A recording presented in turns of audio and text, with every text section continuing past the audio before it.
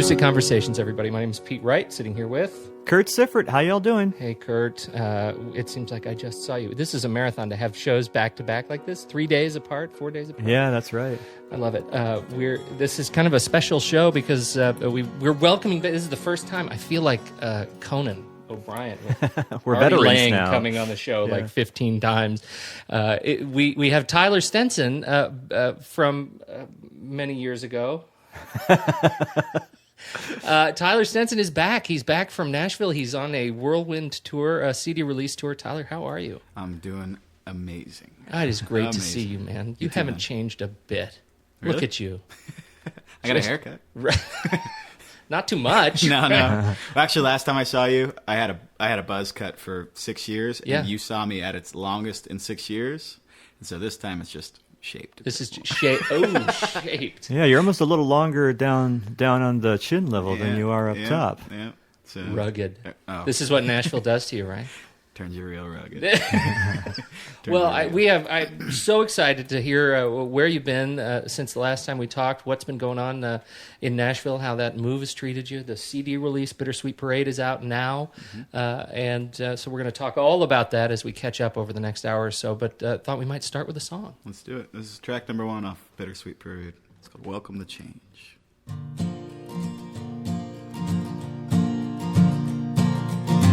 I was thinking tomorrow, but I just might leave today.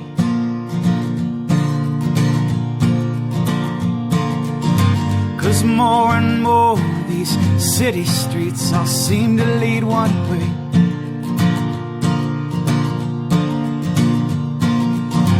And that scenery is constant, and the landscape's so plain.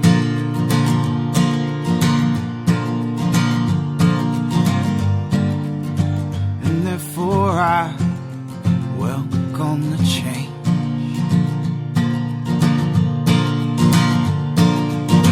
I welcome anything that's anything separate from where I stand.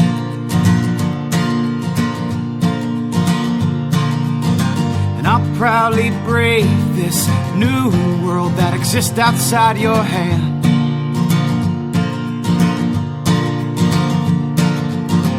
I'll be a shadow to you, honey. I'll become the land.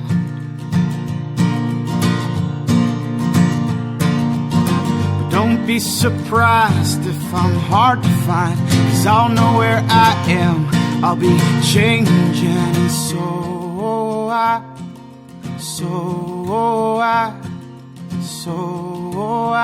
welcome the change.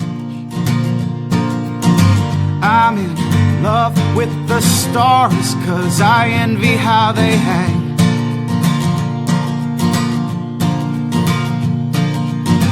As constant constellations in an ever-changing space. 'Cause I've been alive for one instant, and I can already feel me fade.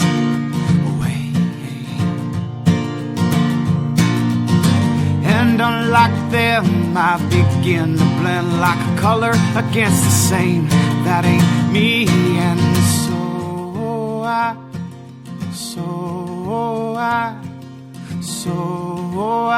welcome the change.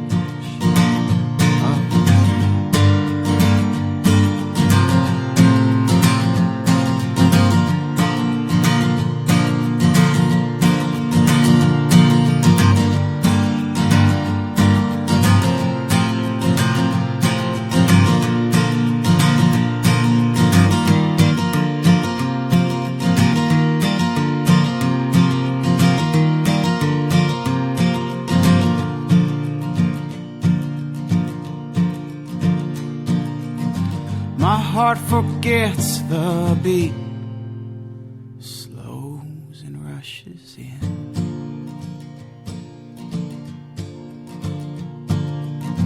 And it hangs on every single word that's ever crossed your lip.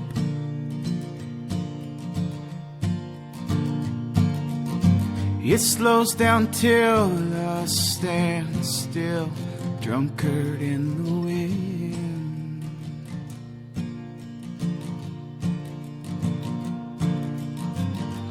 right in time with the downbeat. Catches on again, and so I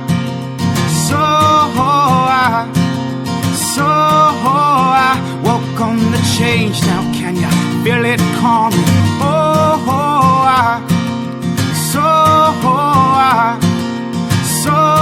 I welcome the change.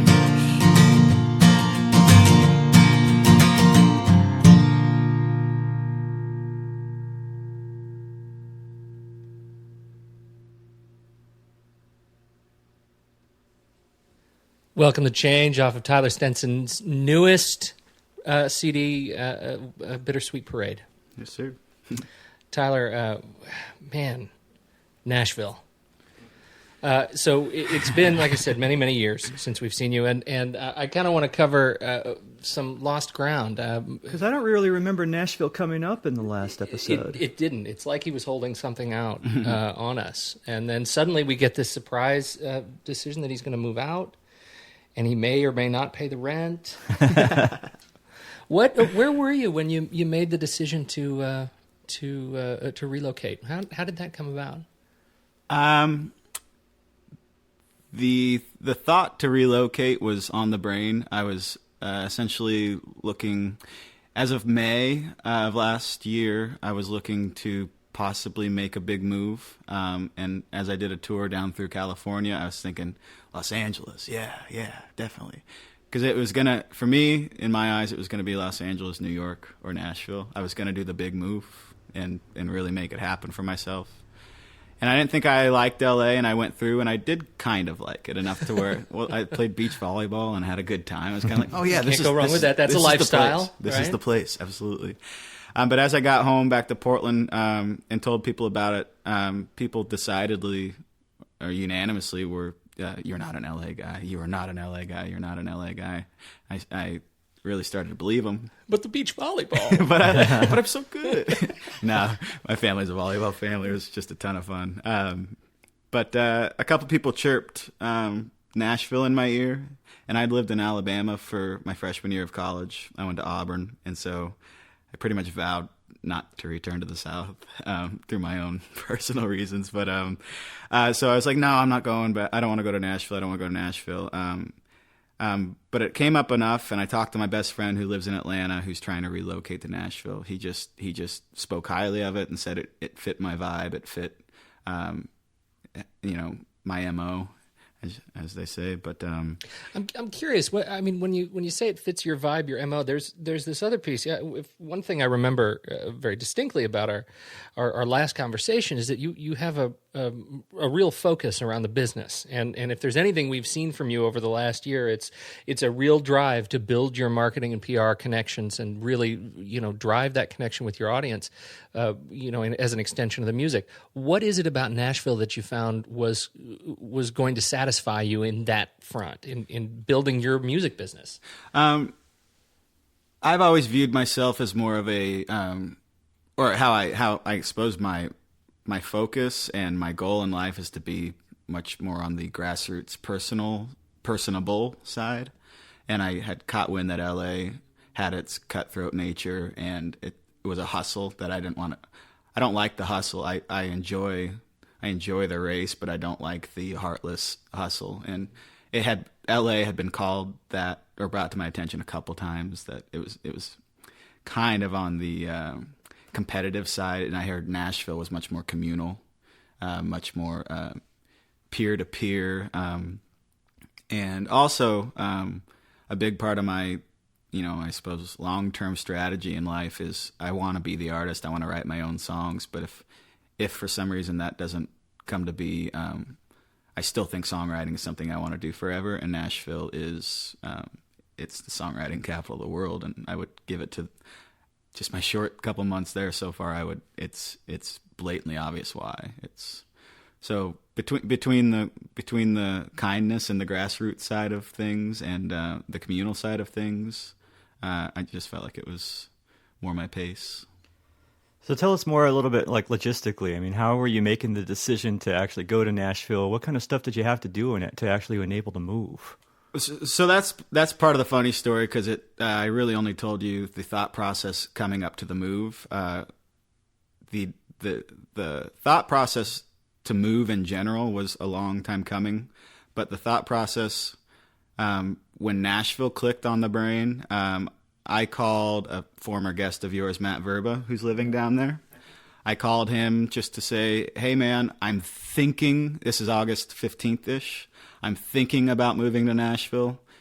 What's your ideas? You know, how do you think it's going for you? Is it what it's cracked up to be? Where should I expect to live, et cetera, et cetera? And he's like, well, when do you think you'll be here? And I was like, I don't know, November-ish. And he said, well, I'm moving for 6 months, October 1st. So you can sublet my apartment.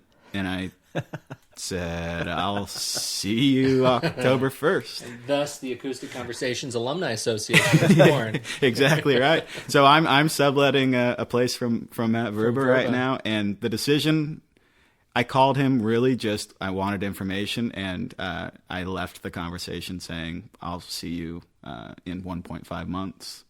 Wow. That's fantastic. And so I had mentally prepared for the move, like a move, and when that apartment fell in my lap, I was like, I'd be stupid. It was the move. This is the move. This is happening. So that was a big shift just in the space of one phone conversation, though. You must have been freaking out a little bit. Me or him? Well, you. Well, maybe. I mean, he doesn't know how you live. Yeah, exactly. Now, we've crossed paths a couple times, and I think we got a good thing going between us in terms of just camaraderie and stuff. And so I trusted his word, and he trusted me to sublet his place and pay the bills. You know, I'm a man of my word and whatnot. But I don't know. I actually felt a little, again, mentally, I prepared to leave Oregon for quite a while. And so when that fell in my lap, it's a bit of an aligning of the stars in a way, because a couple other things happened. You know, like a freelance job fell in my lap. Within 2 weeks after that, like the stars aligned, and so it was actually more of a comfort to like, well, this is happening too easily. Like, yeah. How do you say no to that path? Exactly right. Unfurling in front of you. So I actually told my best friends here. They're like, "Are you scared?" You know, blah blah blah. I was like, I don't have a single emotion, negative emotion right now. In fact, I thought I would drive out of Portland, tears in my eyes, because I tend to have microbursts. If I lash out emotionally, it's like, why am I crying? You know, like it's a microburst, and I never once shed a tear, and it was only not because I didn't miss it. I absolutely miss Portland, but I've felt such an ease, such a comfort the entire time. So I'll take it for whatever sign it is. You said your brief experience there has really proven that it's the kind of place that you can get your music business moving. I'm curious if how those early expectations and early bits of advice that you got have paid out for you. What do you feel like now that you're there? Apart from it being a really good experience, do you feel like your music has been met warmly? Did you have any fans there when you got there? People who'd heard you and would come out to your shows, or? I knew one person going into Nashville, and it was Matt Verba. So he moved, and he was gone, and he's gone. So, but I had a couple really great things happen to me musically, and I say musically because personally I had some horrible things happen to me within the first week. But musically, we can talk about that in a second. But musically, I had the opportunity within the first week to go to a thing that's called. It was basically Nashville's version of South by Southwest.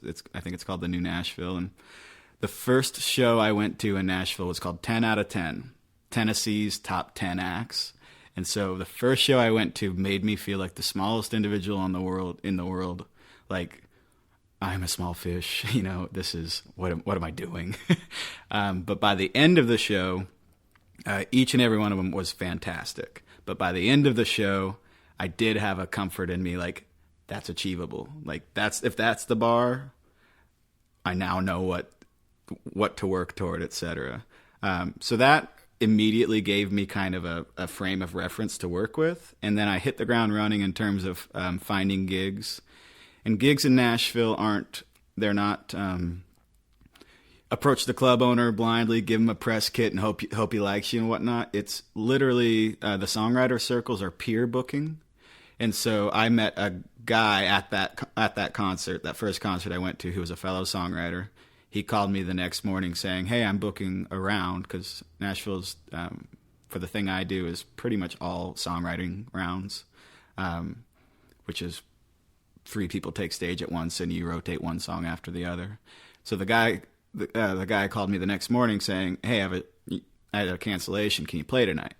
Absolutely. So I had my first gig in Nashville. Within 2 weeks? Within 2 weeks, because I spent the first week on my floor with swine flu. So that's part of the... That was one of... Welcome to Nashville. That was one of the couple things that happened within the first week. And so I got a gig from that, but then it was 3 of us on stage, so the third person liked what I had going on and asked me to play a show with them, and from there it's just cells dividing, in terms of when every time you get on stage you're meeting somebody else who's booking around tomorrow night. Yeah. So rather than one club owner booking everything, he gives the power to one musician saying, "Hey, bring 2 musicians with you that you respect." And so so that's happened a couple times to where so one group will go up and then another group will go up after, et cetera. The power is given to one of the individuals to bring his fellow musicians that he respects. So that's why I like Nashville in terms of it's more about meeting your fellow musicians than impressing a club owner to get the shows. But to answer your question, if I feel warmly received, I had a friend call me who was there for 2 weeks on business before I got there, calling me and said, "Tyler, everyone here can sing the lights out. Everyone here, is a star in the making. But what they lack is content in terms of what he basically said. Everybody is writing the next country hit."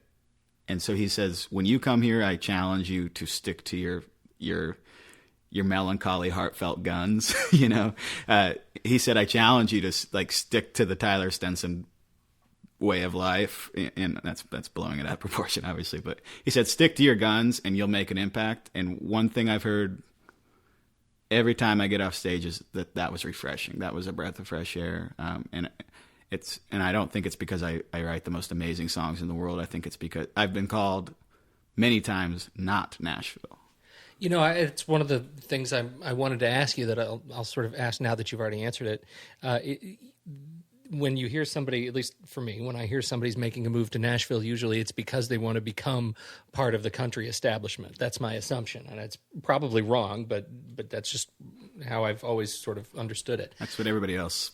You expect. You don't do country music. You expect, right. You're not, as much as you've got some tunes that have a little country bent to them, I don't consider you a country artist. And so, so the Nashville audience sees you as refreshing. How hard is it have you found it difficult to kind of fight the urge to bend to the trend in Nashville, or has it been pretty easy to keep your guns?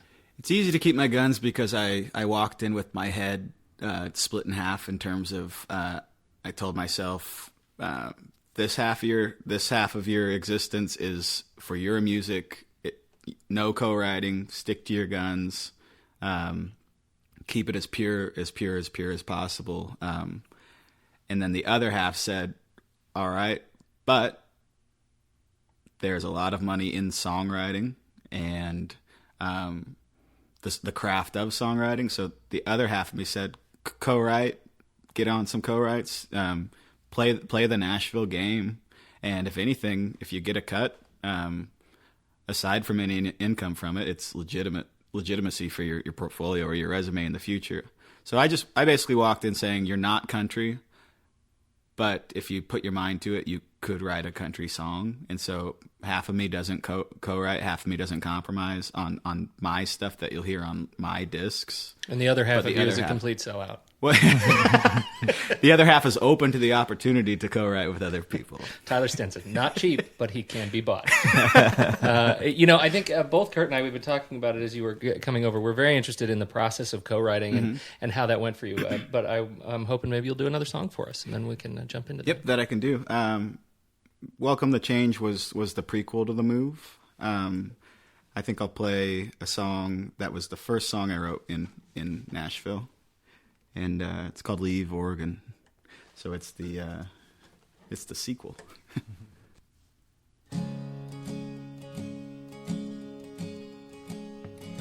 Well, it's the loudest sound when the heart knows what it wants and makes it known. And so I'm leaving town, 'cause it's the season that changes all things into gold. But who was I to leave Oregon when the rear view facing west held all I loved? And before me was October, where I might become my own fall, but might never know my cards until I call. Deep in the lion's den, I've noticed autumn holds a difference in the east, made up of different reds. Well, that color's bold, but just a lonely shade of dream. Oh, who's I to leave Oregon when the rear view facing west held all I loved? And before me was October, where I might become my own fall, but might never know my cards until I call.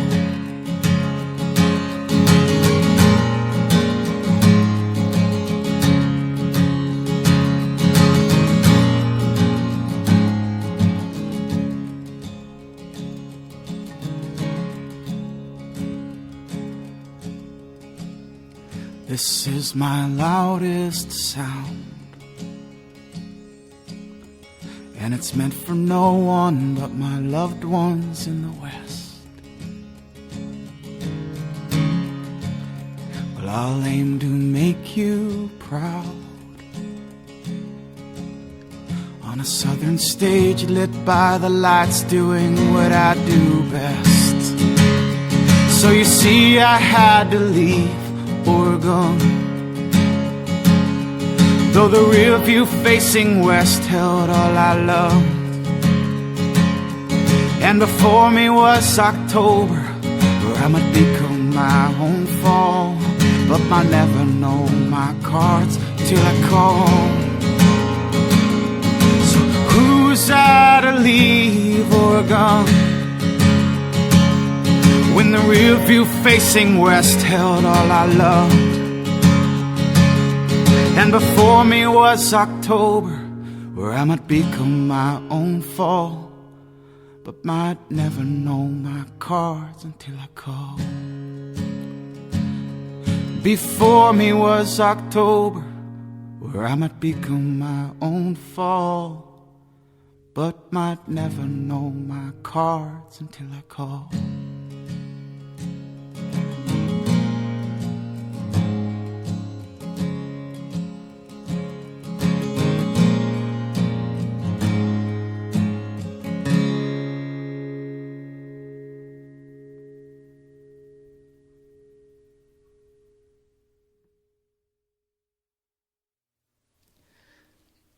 It's like it was written just for me. Yeah. Oh, that's great. That's a great tune. See, it's not leaving Oregon without any reservations. It's absolutely for Oregon. But I'll let you know when I play that. That's the first song I play when I'm on stage in Nashville. But I always make the disclaimer: I don't want to perpetuate the stereotype that it's Oregon. I was going to So say, I always maybe say you've jumped right in. It is Oregon, but well, at least he remembers his roots. in terms of syllables, yeah. Oregon. Yeah, he kind of had to. So Yeah, so my dad's gonna like you more with that. You're right. He still hasn't learned it. I've lived here 10 years. He still hasn't learned it. It happens.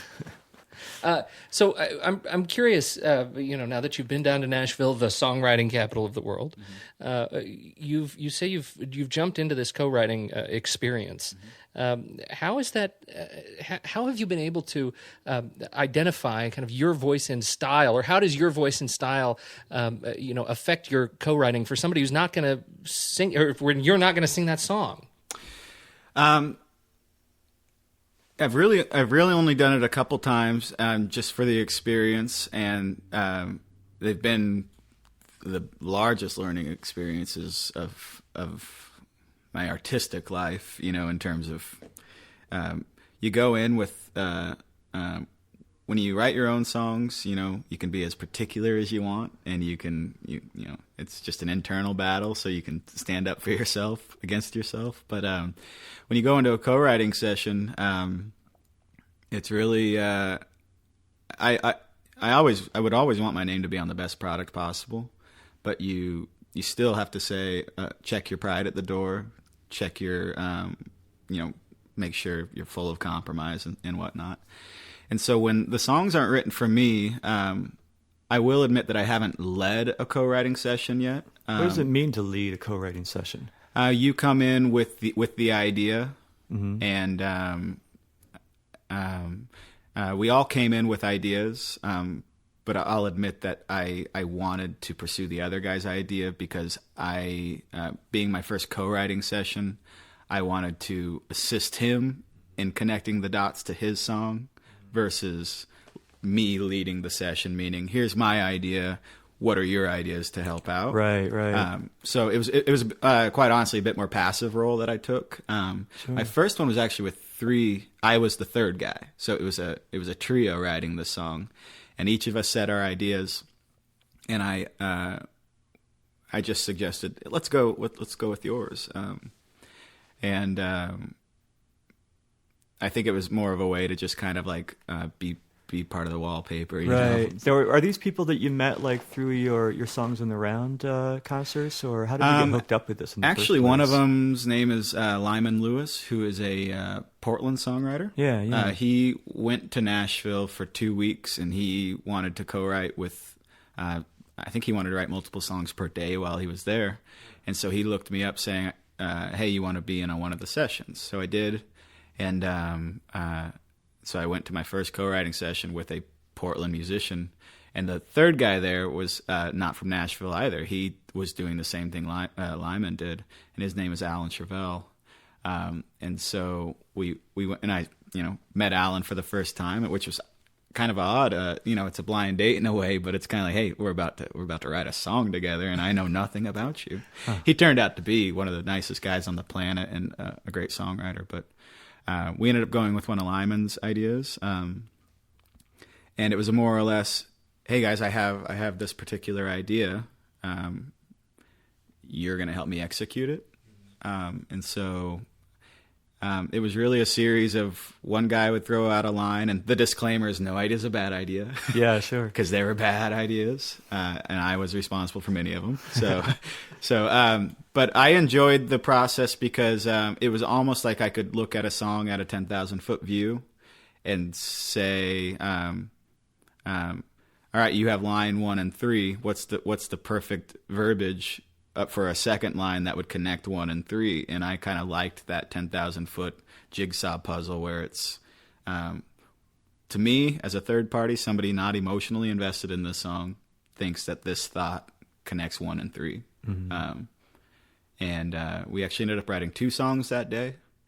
I think the second one was the better one, probably as a result of getting to know each other a bit more. But yeah, it was a series of throwing ideas out there, and we always had a topic in mind, and we did kind of do roadmap, like first verse will be about this in the chorus. But we were writing with the Nashville formula in mind. What is the Nashville formula? I haven't talked to anybody who laid it out for me, but I do know it's a series of chorus needs to happen within the first 30 seconds. So like don't bore us.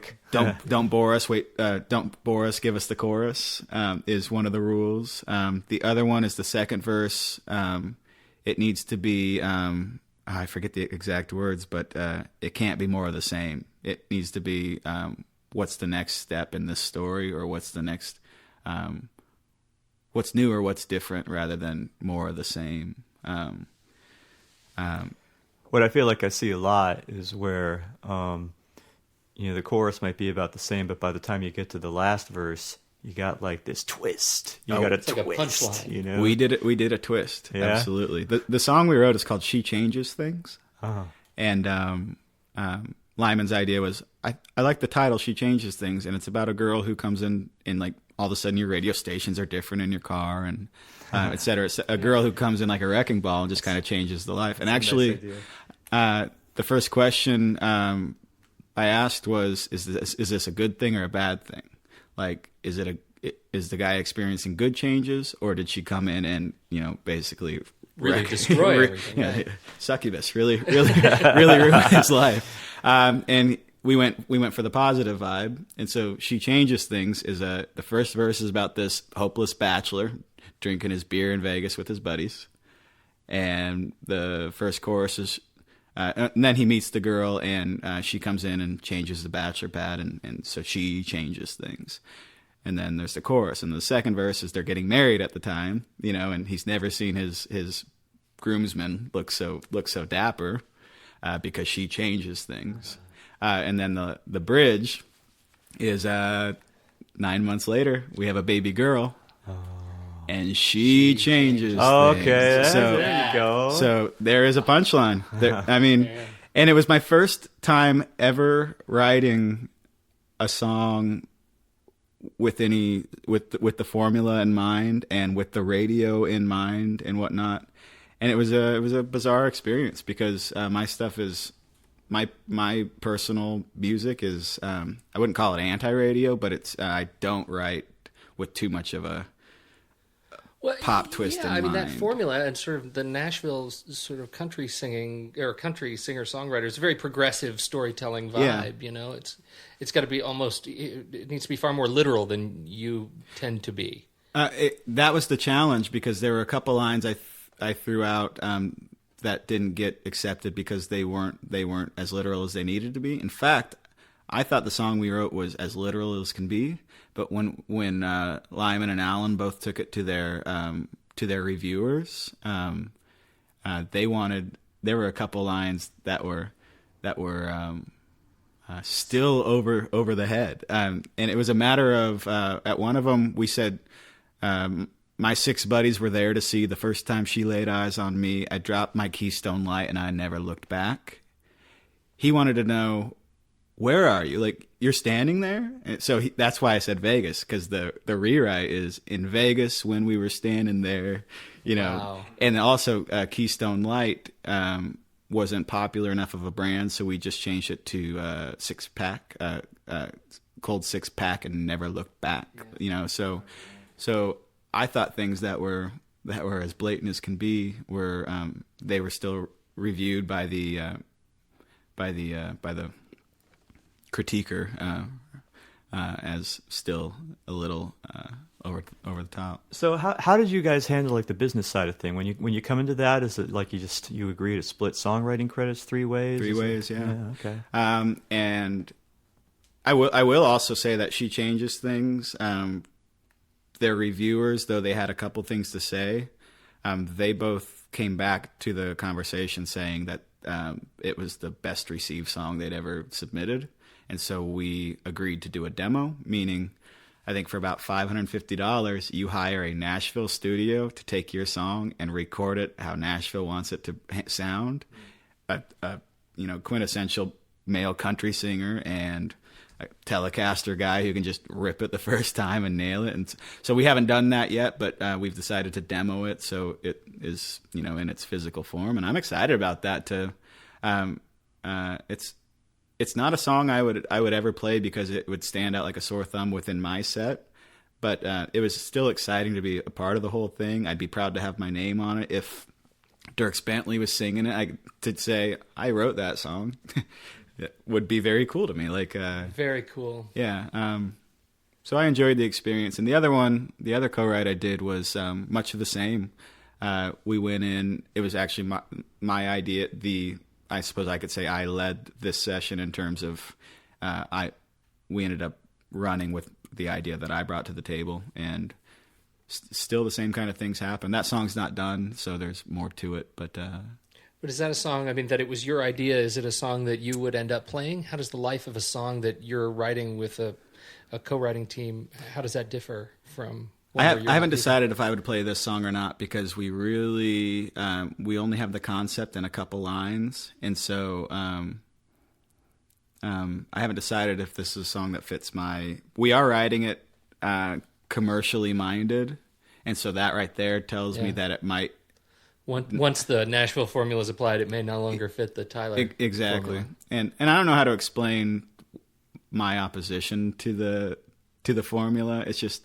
I think my music is, it celebrates the kind of obscurities, and some ambiguity, it kind of doesn't lay it out there for you. And so I'll play a song later today that is as storyteller as I'll get, but I still think it has a mystery to it in a way. So I don't know how to explain it, but we'll see how this one pans out before I'll agree to adopt it or not. But again, my name's on it, so it's a really bizarre thing to say, I wrote that song, but I would never play it.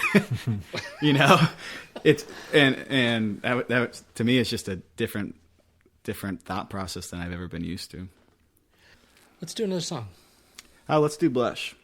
This took me 6 years to write, and I'll admit, because it's more conceptual, it's about a word blush rather than something that actually happened to me. But well,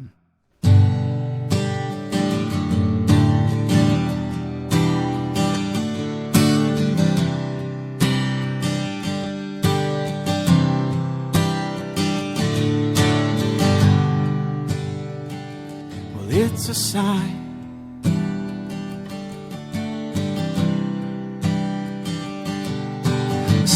of a temperature rise that spreads across your face.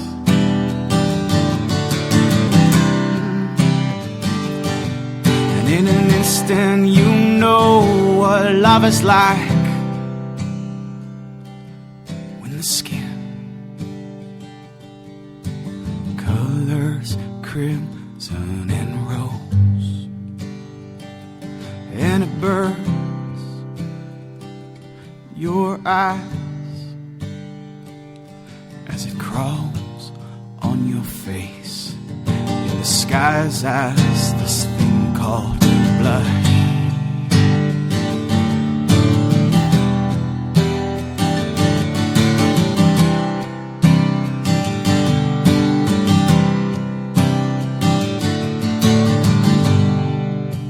And underneath our clothes,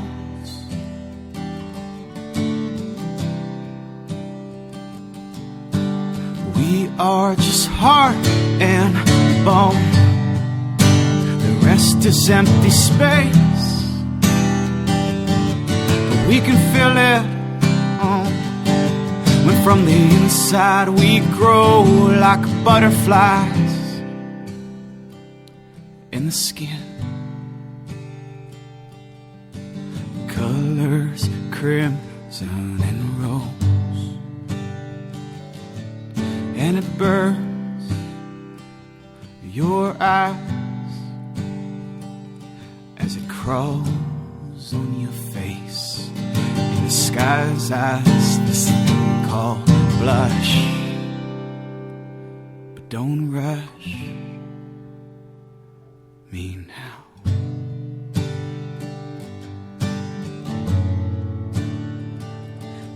'cause I could stay this way all day.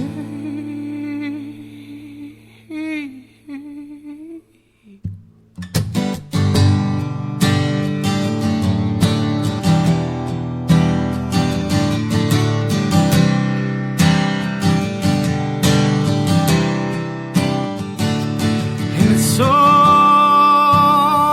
on the skin when it colors crimson and rose, and it burns all your eyes as it crawls on your face in disguise as this thing that comes rushing love to the head means nothing more than proof we're alive.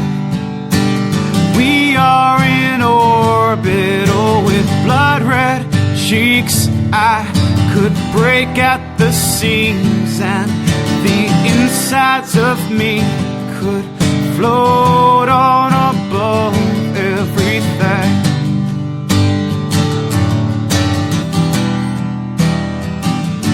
And the insides of me could float on above everything.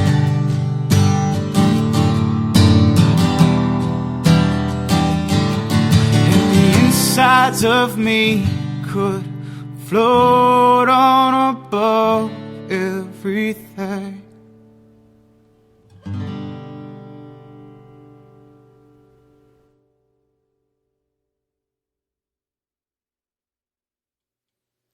Collecting Nouns with Blush, Tyler Blush. Stenson, off of the newest one, Bittersweet Parade. So 6 years to get that song to where you like it. How does that hit audiences when you play it in Nashville? I have not played that song in Nashville. Really? Nashville, I've yet to play more than 5 songs in an evening. Typically, it's more like 3, maybe 1. So I find myself playing the same pool of 6 songs. And Yeah, the go-to tunes. And so, actually, the album released the other night was the first time I'd play that song live. Let's talk a little bit about Bittersweet Parade. Okay.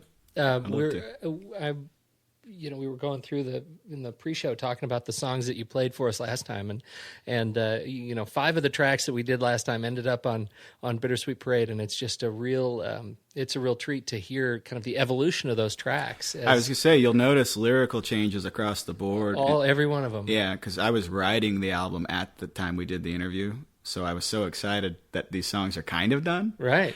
I wanted to play. Yeah, I wanted to play them, but you'll absolutely notice lyrical changes. But talk a little bit about the process of building that. This refresh me. How many CDs does this make for you? Bittersweet Parade. This makes 7. 7, including Lander and. That includes a Lander. It includes Lander Live at Mississippi Studios. Okay. It includes my first album I did when I was 18, the ghetto bootleg. Nobody will ever hear it. But it was a full album nonetheless. Right. And so this is my 7th album, but it's my 5th that you'll be able to find on iTunes and CD Baby and whatnot. So there are a couple that I haven't revealed. now that you've hit 7 albums, what do you feel like are the key lessons that you learned in actually going into studio and laying down these tracks that you feel like you've been able to bring into your music business, your performance? One thing I've learned is the whole writing process. I don't pursue songs that I don't think are album worthy, and so I've been more efficient on the front end in terms of I'm only writing songs that I personally view to be album worthy. So actually, from the moment I start writing a song, I start to think of its place on the next album. So like Leave Oregon, I know the vibe for album number 8. Leave Oregon it'll lead the charge. It'll lead the charge. So does that mean that you have more like false starts when you're writing songs than you used to? It actually, I don't start songs until they're ready to go. Like one of my things is I don't sit down and write a song It's a natural progression within itself in terms of one of the songs I'll be playing, which is off of the album, is called Blush. And it's a song that 6 years ago I decided I liked the word blush and therefore wanted to write a song about it. Yeah. But it's only because I liked the word. It wasn't a personal experience. And so it took me 6 years to justify writing a song about it. What is it going to be about it? It's, et cetera, et cetera. So I don't have many false starts. But only because I'm like OCD selective about which songs even get the kickstart. Which songs even. Say it sounds pretty ruthless, man. Like you've got to be pretty hard on yourself to be able or hard on your process to be able to let go of concepts. I imagine concepts still have to kind of drift into. I keep a journal. Right? I keep a book. I didn't bring it today, but I do keep a journal. If I hear a cool word, it makes it into the book. I have a randoms page that, so I'll revisit once a year. And yes. Well, so how well formed would you say a song is, like in your head or conceptually, before you actually start going to the point of sitting down and wrestling with it? To me, it needs to have a roadmap. It needs to have what am I trying to achieve in this song. It doesn't need to have like, okay, I have the chorus, now I need the verses. It's more of a conceptual thing where I just really need to see that it has purpose in terms of is there a first verse? Is there justification for a second verse? Like, is it good enough to keep going? Does the chorus bridge the gap between the two, et cetera? But just also the extension of what you were saying, I really don't sit down and wrestle a song. I have 5 songs at any given moment, kind of, and that's not the rule to be 5, but I have songs in my head at any given moment that most of them surface while I'm driving in the car. I'll kind of grind them out. Because I had actually read a book a long time ago. It's more of a pamphlet, but it was geared towards advertising, saying a technique for producing ideas. And what it says is to collect resources, collect all available data, collect information, and then grind it. Like, let your head try to attempt to connect all possible combinations, try to connect each dot, just evaluate your options, and just try to grind it out. And then the technique for producing ideas suggests that you forget about it and move on, and that your subconscious never forgets about it. And so 2 years down the road, Whistle Stop is the best example of that. One of my older songs called Whistle Stop. My poetry teacher said the word whistle stop, so I wrote it in my book because I'd never heard it, and I loved just the, I just like trains, I guess you could say. But so I wrote it in the book, and actually I went home that day and tried to write a song called Whistle Stop, but it turned out to be the type of thing that wasn't personal. It was like, sitting at a train station and blah, blah, blah. And it had no legs, and so I just scrapped it, forgot about it. And 2 years later, an unfortunate thing happened, but it sparked the thought in my head of life's a train. You don't know when the next whistle stop is. So in the meantime, live loudly. So that thought in one just instant came into my head, and it justified the word I thought of 2 years earlier to finally have its legs and its roadmap. Because having that roadmap helps you introduce the first verse, and it helps you achieve in the second verse, and it helps you wind it down in the third. And so then you're kind of more in your jigsaw puzzle mode. Yeah, exactly. Yeah, okay. And if you saw my writing book, I physically draw empty lines, and then I write the line that I do have, and then the next one I'll physically draw an empty line. So I enjoy the roadmap. And another thing I do is I ad-lib endlessly, and I almost create like a vowel map where it's like, well, this line I don't have any lyrics for it, but I know it ends in an O, and I know it rhymes with the third line down that is also going to end with an O. And so it is this jigsaw puzzle of, I know how many syllables it's going to be, I know it's going to end with an O, and I know it's going to have to do with this. Now, what is the best what's the best combination. And I have a brother who's a poet, and I just found out that his process is collecting nouns, which was interesting to me, where he just collects nouns before he writes a poem. And I come to find out that that's kind of what I'm doing also. The same path. So, same path. So how'd you feel about the album release the other night? You just played. It was at the where was it? It was Lola's Room. Lola's Room, yeah. The big album release party for Portland. Mm-hmm. And how'd you feel about it? I had mixed emotions, but they were all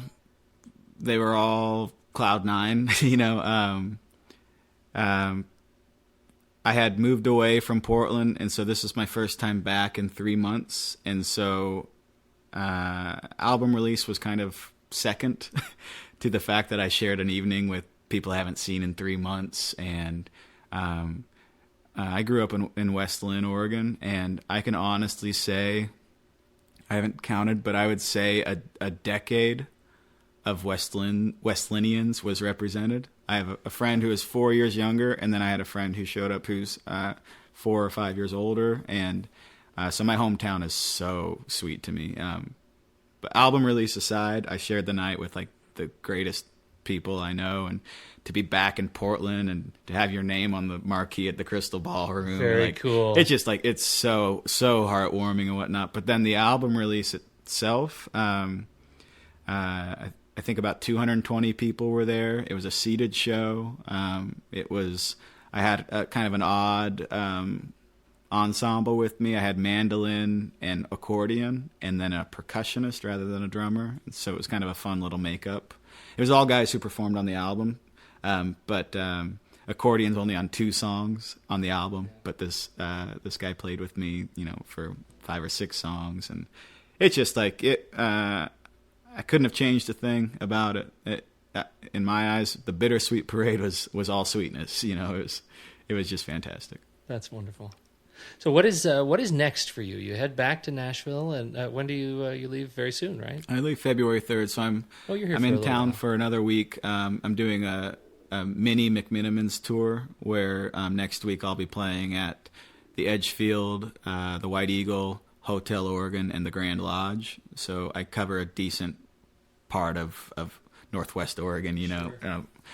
But when I get back to Nashville, between the holiday and this Portland vacation, I've been a little actually distant from Nashville. I actually felt like I had amazing momentum leading up to Christmas break, and then I went to my parents' house for 2 weeks, and I go back to Nashville for a week and a half, so it didn't really sink in. And I come back to Portland. So my goal for when I get back to Nashville is to tackle 2010, achieve what I wanted to achieve in 2010, and exploit's a harsh word, but like utilize the contacts I've made, you know. So my goal is just finally feel settled and to start run with the bricks that I've kind of built already. Where would you like people to find you when they go looking for Tyler Stenson, searching the vast and woolly interwebs? I am very proud of TylerStenson.com. It's a site I built myself, and so it's something I stay up late nights tweaking in the smallest fashion. In fact, I refreshed it all for the Bittersweet Parade. You'll notice a whole different vibe. It looks great. Thank you very much. On it looks great. Thank you very much. I knew I could feel your knuckles blood like right in there, right? Yeah, pretty much. Yeah. Like the smallest little tweaks. Like yeah.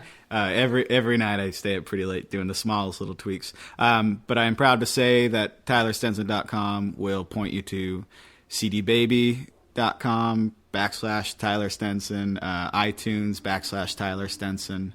I'm on most of the majors, most of those major distribution outlets. But one thing I would like to point out is that I have old band names as well. Rhetoric Tuesday and Lander are both songs that I wrote and bands I put together, and I just am recently solo under Tyler Stenson. But Rhetoric Tuesday and Lander are just an extension of other things to look for. Yes. All right. Yes. All right. Tyler, man, thank you so much for making the time. Oh, my pleasure. Yeah, it's great to see you again. It really is. Just great to see you, and you're just up to such good stuff. And, thanks to both of you. Thank you very much. Just thrilled to have you here. And for us, what do we have to say? Well, I guess the main news for us is that we have a new Facebook fan page. If you go to facebook.com/Acoustic Conversations, you can become a fan. It's started to go a little bit viral, and you can join in on that by inviting all of your friends that you think might enjoy the show to join up. We got a little community starting there. Some of our former artists are starting to talk to each other on the page, and it's a good time. So that would be a good new place to come check us out. You can also subscribe to the show. Just search for us in the iTunes store. You can search for it. It's available for free. You get all the high-quality tracks, 256-bit AAC audio of all the songs that we get on Acoustic Conversations, and you get some in the show feed in iTunes that you do not get in by listening to the show by itself. So if you're not subscribing, then you're missing out. If you're just listening to the show on the web, you are missing out some great tracks. So please do that. Do we have anything else? It seems like our announcements are really short. Usually it's because we're hemming and hawing a little bit more. Yeah, I think we're very serious today. I forgot to mention that TylerStenson.com in the footer connects you to MySpace, Facebook, Twitter, YouTube. Because Tyler he's a prolific Twitterer. Yes, he's on the Twitter quite often, more than we are, maybe. You're connected. I'm an online presence. You're a connected dude. Let's say that, right? Thank you. Thanks again to Tyler. Thank you, Kurt. Thank you, everybody who has downloaded the show on behalf of everybody. And you know what else? I want to give a shout out to our man, Josh Olswinger, who has been writing us emails saying, when is Tyler going to play? Because I know he's coming back, and he's my favorite. Nice. He's our man in Boise who mixes the show for us. Josh, huh? Yeah. Thanks, Josh. He's good egg, and he says, if you ever hit Boise, you got to look him up. Josh Olswinger, Session 1 Audio. He's good egg. Yeah. I have a sister who lives there, so she's trying to pull me up. Oh, excellent. Absolutely. Excellent. Yeah. All the more. So this one's for Josh. Thanks, We love you, Josh. And thanks to everybody. We will catch you next time on Acoustic Conversations.